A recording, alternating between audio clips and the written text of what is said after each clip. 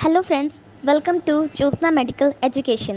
आज हम medical surgical nursing subject के बारे में डील कर रहे हैं। इस सब्जेक्ट में हम पढ़ेंगे कि किसी भी इंसान के शरीर में कुछ भी ऐसी अवस्था या कोई भी ऐसी बीमारी का होना जिसकी वजह से वो स्वस्थ महसूस नहीं करते हैं या जिसे हम कहते हैं कि हेल्दी फील नहीं करते हैं, तो वो डिजीज़ हो जाता है। ओके, सो यहाँ बेसिकली हम ये पढ़ेंगे कि किस किस तरीके की बीमारियाँ होती हैं। शरीर के जितने भी ऑर्गन्स होते हैं, सिस्टम्स होते हैं, उनमें किस किस तरीके की बीमारियां हो सकती हैं, किन वजहों से बीमारियां होती हैं, उन बीमारियों में किस तरीके से हमें इलाज देना चाहिए, वो सारी चीज़ें जो हम पढ़ेंगे वो इस सब्जेक्ट में है, medical surgical nursing. Okay, so medical surgical nursing हम दो भागों में पढ़ेंगे, मेडिकल सर्जिकल नर्सिंग 1 और मेडिकल सर्जिकल नर्सिंग 2।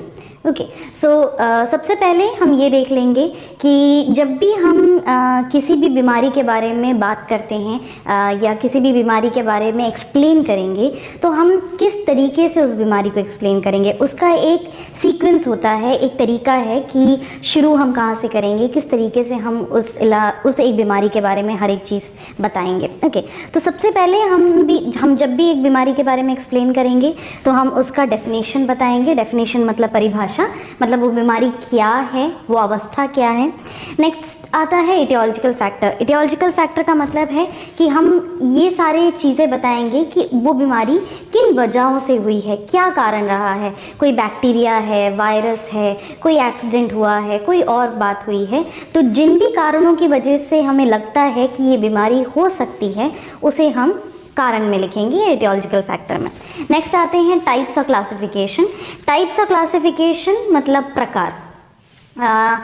कुछ बीमारियों में कुछ प्रकार होते हैं बीमारियों के। एक ही बीमारी के कुछ कम प्रॉब्लमैटिक, कुछ ज़्यादा प्रॉब्लमैटिक कंडीशंस होती हैं, कुछ कंडीशंस में कोई और तरीके का कारण रहा होगा। तो एक ही बीमारी अगर एक से ज़्यादा तरीक़ों से अगर किसी को होती है तो वो हम किस में लिखते हैं, टाइप्स या क्लासिफिकेशन में। ओके, नेक्स्ट हम बात करते हैं पैथोफिजियोलॉजी की।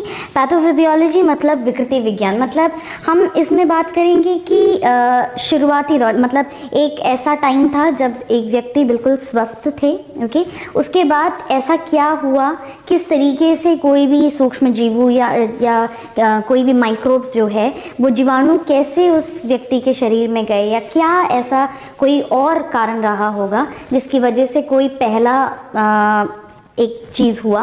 ओके, उसके बाद उनकी बॉडी में किस तरीके से चेंजेस आए उस बीमारी के दौरान, और किस तरीके से एक ऑर्गन या एक सिस्टम किसी हद तक क्या हो गया, खराब हो गया है, या किसी ऑर्गन की जो क्षमता थी, जैसे लंग्स है तो लंग्स की क्षमता है सांस लेने की। ओके, सो अगर लंग्स में किसी भी तरीके का अगर इन्फेक्शन हो जाएगा या कोई बीमारी लंग्स में हो जाती है, तो धीरे धीरे जो सांस लेने की या ऑक्सीजन को बॉडी में सप्लाई कर पाने की वो जो क्षमता है, ऑक्सीजन को स्टोर करके रखनी, वो क्षमता क्या हो जाएगी, कम हो जाएगी। तो इस तरीके से हम देखेंगे कि पैथोफिजियोलॉजी में कि कैसे शुरू से लेकर एक एक स्टेप बाय स्टेप हम देखते हैं कि कैसे बीमारी किसी भी इंसान की बॉडी में प्रोग्रेस कर रही है। ओके, नेक्स्ट हम बात करते हैं क्लिनिकल मैनिफेस्टेशन की। क्लिनिकल मैनिफेस्टेशन का मतलब है लक्षण। लक्षण मतलब जब भी किसी व्यक्ति को कोई बीमारी होती है तो उस बीमारी के दौरान वो किस किस तरीके के लक्षण शो करते हैं। ओके, उन्हें खांसी हो रही है, उन्हें बुखार हो रहा है, किसी व्यक्ति को किसी बीमारी के दौरान सर में दर्द हो रहा है, या चलने में वो ठीक फील नहीं कर रहे हैं, तो ये सारी चीज़ें किस में आती हैं, लक्षण या क्लिनिकल मैनिफेस्टेशन, जिन्हें हम सिम्टम भी कह सकते हैं। नेक्स्ट आते हैं डायग्नोस्टिक इवैल्यूएशन। डायग्नोस्टिक इवैल्यूएशन नैदानिक मूल्यांकन, या हम बहुत सिंपल तरीके से कहें तो हम कैसे जांच, किस किस तरीके की जांच करा सकते हैं, किस तरीके से हम एसेस कर सकते हैं कि उस व्यक्ति को क्या प्रॉब्लम है। ओके, सो जो भी हम ब्लड का टेस्ट कराते हैं, यूरिन का टेस्ट कराते हैं, एक्सरे कराते हैं, सीटी कराते हैं, हम उनकी पूरी एक जो हिस्ट्री है वो लेते हैं, वो सब कुछ किस में आता है, डायग्नोस्टिक इवैल्यूएशन या जांच में। ओके, ये जो स्टेप है ये बहुत इम्पॉर्टेंट है, क्योंकि यहीं पे हम ये बताएंगे कि किस तरीके से पता चलता है कि किसी व्यक्ति को बीमारी है, या बीमारी है तो वो कौन सी बीमारी है, वो सब कुछ हमें यहाँ पता चलेगा। नेक्स्ट आते हैं मैनेजमेंट में। मैनेजमेंट मतलब चिकित्सा या किस तरीके का इलाज हम दे सकते हैं। इलाज को नॉर्मली हम 3 भागों में बांट कर बात करते हैं।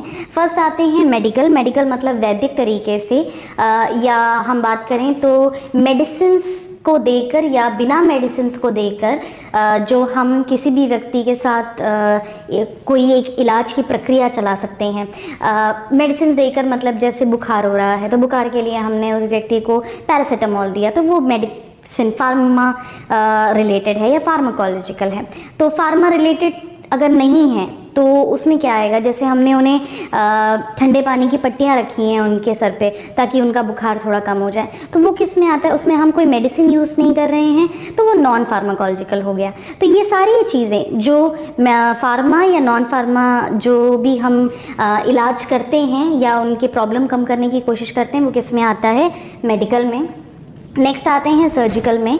सर्जिकल मतलब शल्य क्रिया जो होती है या सर्जरी जिसको हम कहते हैं, तो ऑपरेशन के द्वारा या सर्जरी के द्वारा हम किसी एक प्रॉब्लम को ठीक करने की कोशिश कर रहे हैं किसी व्यक्ति के शरीर में, तो उसे हम क्या कहते हैं, सर्जिकल मैनेजमेंट। ओके, लास्ट हम बात करते हैं नर्सिंग। ये दोनों चीज़ें तो नॉर्मली हैं।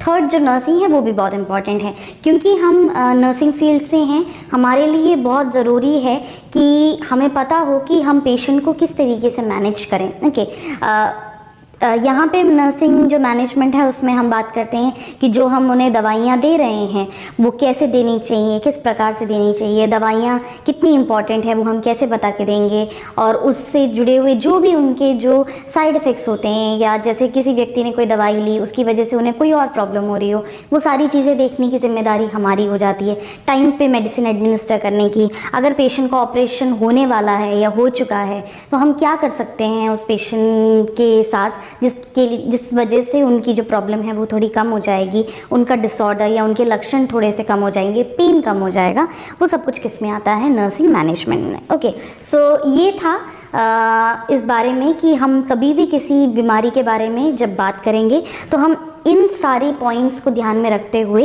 इसी ऑर्डर में हम कोशिश करेंगे कि हम बात करें। ओके, इसमें से टाइप्स क्लासिफिकेशन या फिर पैथोफिजियोलॉजी जो है वो हो सकता है कि जैसे कुछ बीमारियों में एक जैसे हमें दिखें। ओके, बाकी जो चीज़ें हैं तो वो हम इंक्लूड किसी बीमारी में करेंगे, किसी में नहीं करेंगे।